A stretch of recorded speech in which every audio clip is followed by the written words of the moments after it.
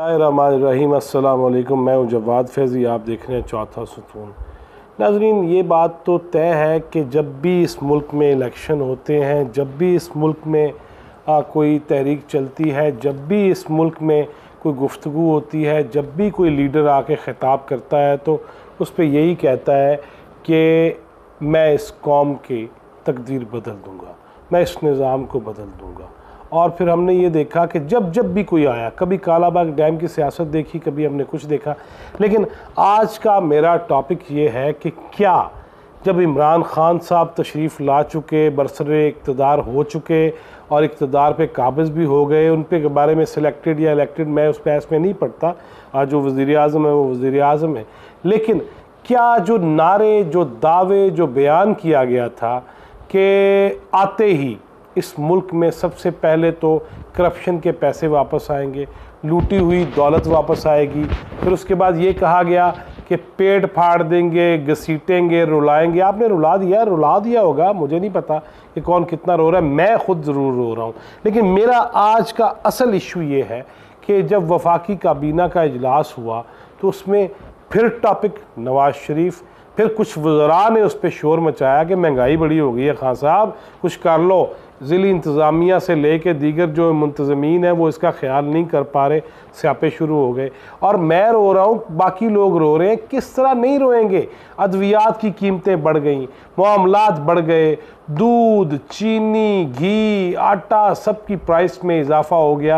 ये सारी अपनी जगह पे हैं। लेकिन मेरा क्वेश्चन ये है कि जब नवाज़ शरीफ के बाद, उनके ख़ात्मे के बाद या उनके दौरे इक़्तिदार के ख़ात्मे के बाद जब वज़ीर आज़म इमरान ख़ान बन गए तो आते ही सबसे पहले, मैं ख़ुद स्टेट चैनल पे उस वक्त था, मीडिया में था और पीटीवी पे काम कर रहा था, मुझे याद है अच्छी तरह, मुझे प्रोड्यूसर और मुझे जो ज़िम्मेदारान थे, director news and current affair और HCA head of current affair, और जी मजा वेचन दी प्रोग्राम करो जो मैंने नहीं किया अल्हम्दुलिल्लाह। उसके बाद ये कहा गया कि वज़ीर आज़म हाउस और ऐवान सदर, उसमें यूनिवर्सिटीज़ बनेंगी। बड़ी अच्छी बात थी, कसम खुदा की दिल यही कर रहा था कि काश ऐसा हो जाए जैसे वाशिंगटन में है, जैसे न्यूयॉर्क में है, जैसे टोरंटो में है, कि डाउनटाउन के अंदर आला तरीन जो मकामात हैं, ऑटवा के अंदर या दीगर ममालिक के अंदर, लंदन के अंदर या बाकी दीगर जो शहर हैं दुनिया के अहम और बैनुल-अक़वामी शहर, उनके अंदर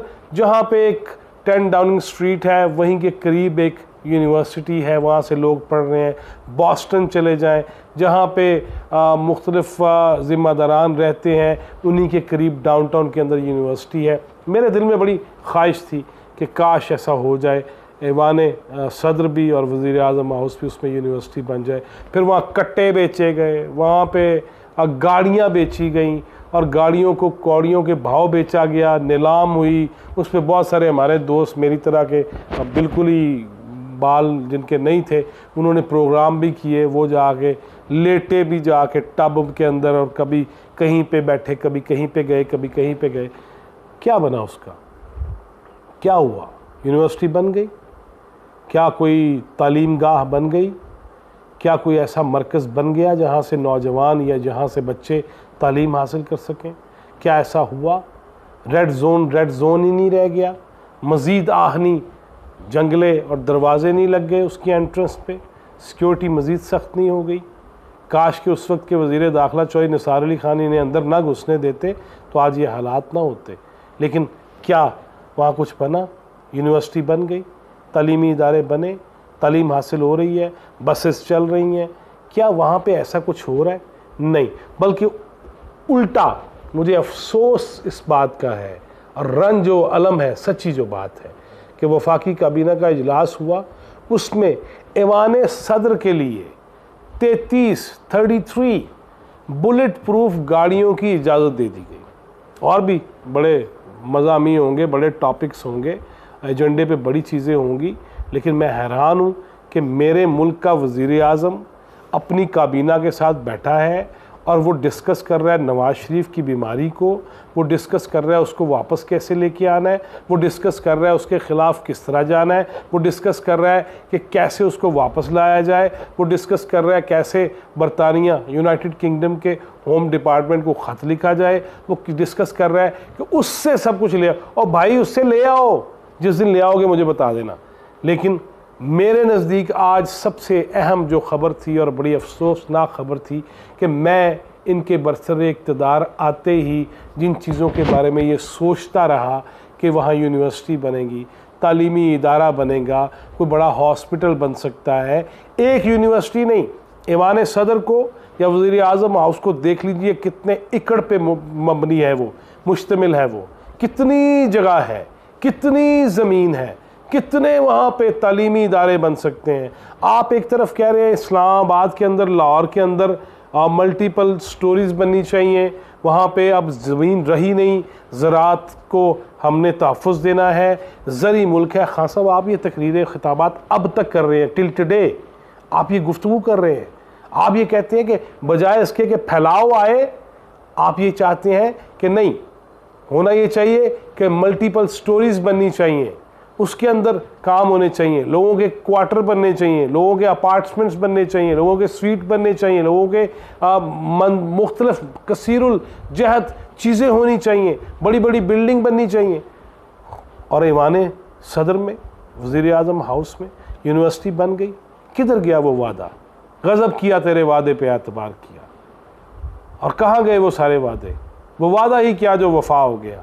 कभी लिखा था मैंने, जंग अखबार का फुल पेज था और जनाब सुहेल वड़ाइच बरादरम मेरे सीनियर, अब मेरा और उनका दोनों का नाम शाया हुआ कि वो वादा ही क्या जो वफा हो गया। कितने हुक्मरानों ने वादे किए, अब तो वो जर्नलिज़म ही नहीं रहा, अब तो साफ़त वो रही ही नहीं है। जो सवाल कर देता है उसको या लफाफा साफ़ी कह दिया जाता है या उसको मुल्क दुश्मन करार दे दिया जाता है। फिर कोई लिख देगा कंपनी नहीं चलेगी, हालांकि कालमों का मजमू है, किताब का टाइटल भी नहीं आपने रखने दिया, बिक गया बहरहाल बरादरम सुहेल वड़ाइच का वो टाइटल। लेकिन हमने लिखा था, शेख रफ़ीक सेक्रेटरी जनरल थे पीपल्स पार्टी के, सरताज अजीज़ होते थे सेक्रेटरी जनरल पाकिस्तान मुस्लिम लीग के, नून के, अब नून बन गई, और हमने सवाल किए उस पर, इनके मैनिफेस्टोज़ को लेके उसमें जो वादे इंतखाबी वादे थे, इंतखाबी वादों पे मुश्तमिल 2 सफ़ात, जहाज़ी सफ़ात फुल फ्लेज, उस पर लिखे कि ये वादा किया गया, ये पूरा नहीं हो सका, ये वादा किया गया, इस पर क्या डेवलपमेंट हुई, ये वादा किया गया।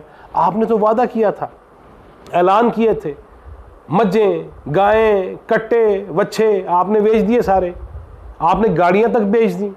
अब आप ये कह रहे हैं कि ऐवान सदर के लिए 33 बुलेट प्रूफ गाड़ियों के इस्तेमाल की आपने इजाज़त दे दिया वफाकी काबीना के इजलास में। यार किस बात पे, कब मैं क्या क्या मातम करूं? कौन से बैन, कौन से नोहे चाहिए? इस कौम से खिलवाड़ ही करते रहेंगे सारे। कभी आप कहते हैं नवाज शरीफ को लेके आएंगे, ओ भाई ले आओ, पहले भी रहा है वो, मुझे क्या फ़ायदा हुआ? क्या मेरे बच्चों के अखराजात वो पूरे कर रहे हैं आप? क्या मेरी नौकरी के मुहाफ़िज़ हैं आप? आपसे तो ये बर्दाश्त नहीं हुआ पीटीवी पे अगर मैंने ये कह दिया कि नबी करीम सल्लल्लाहु अलैहि वसल्लम के पास जब एक वाक़या आता है, जब एक केस आता है और एक आला ख़ानदान की, अरफा ख़ानदान की एक ख़ातून का केस आता है चोरी का, और उसकी सिफारिश आ जाती है, तो नबी करीम कहते हैं लौ अन्ना फ़ातिमा बिन्त मोहम्मद सरकत लकता तो यदाहा, कि अगर फ़ातिमा मोहम्मद की बेटी वो भी चोरी करेगी तो उसके हाथ काट दिए जाएंगे। मैंने पीटीवी पे ये कह दिया, पीटीवी पे बस यही कह दिया कि जनाबे वाला आप मुख्तलिफ डिपार्टमेंट्स और वजारतों को तो ऊपर लेके, आपका स्टाइल है ऊपर लेके जाना है, ऊपर लेके, कितने ऊपर लेके जाना? आप तो कौम को, आवाम को ऊपर लेके जाने के चक्रों में हैं। कब वो चीज़ें होंगी? मैंने बस इतना कह दिया कि अगर नबी अकरम सल्लल्लाहु अलैहि वसल्लम रियासत मदीना के वाली बनाने वाले, पहली फलाही रियासत कायम करने वाले, अगर वो अपनी बेटी के बारे में ये अल्फाज अदा कर रहे हैं तो खान साहब आपकी बाजी मोहतरमा पे अगर कोई इल्ज़ाम है तो उनको सामने लेके आइए। अगर आपके वज़रा पे कोई इल्ज़ाम है तो उनको कटहरे में खड़ा कीजिए, फॉरेन फंडिंग केस का मामला हल करवाइए।